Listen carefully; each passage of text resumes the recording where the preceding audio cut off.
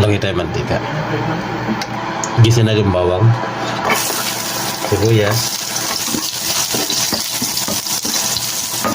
Kamatis.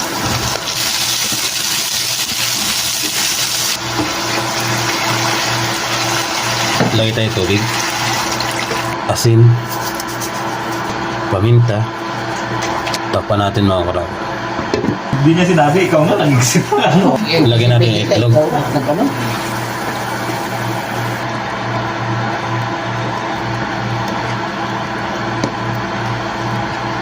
Lagyan natin yung isda.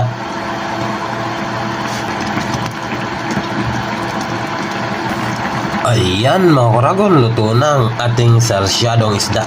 Thank you for watching.